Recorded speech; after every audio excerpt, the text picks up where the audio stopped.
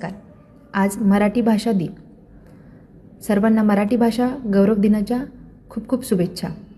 हा दिन साजरा करताना मनात अनेक भावना एकामागून एक येत होत्या की हा दिवस आपण कसा साजरा करता येऊ शकतो, कसा हा दिवस चांगला होऊ शकतो.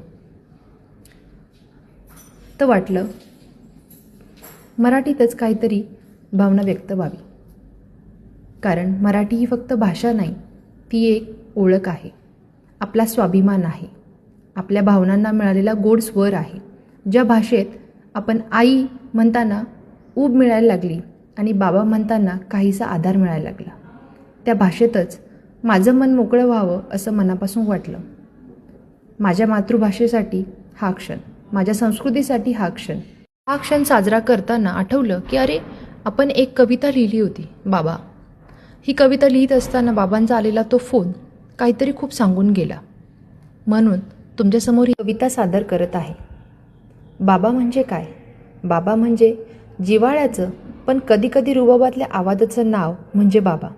वडासारख्या खंबीर आधाराचं नाव म्हणजे बाबा. वादळातही न ढळणाऱ्या त्या विश्वासाचं नाव म्हणजे बाबा. मनाच्या कोपऱ्यात हलकंसं ऐकू येणारं ते स्वर, मी आहे ना ग, या स्वभावाचं नाव म्हणजे बाबा. आई प्रेम व्यक्त करते म्हणून जगाला कळते. बाबा प्रेम जगतात आणि जगायला शिकवतात, म्हणून बाबांसाठी केलेली ही छोटीशी काव्यांजली मराठीतच सादर केली. धन्यवाद.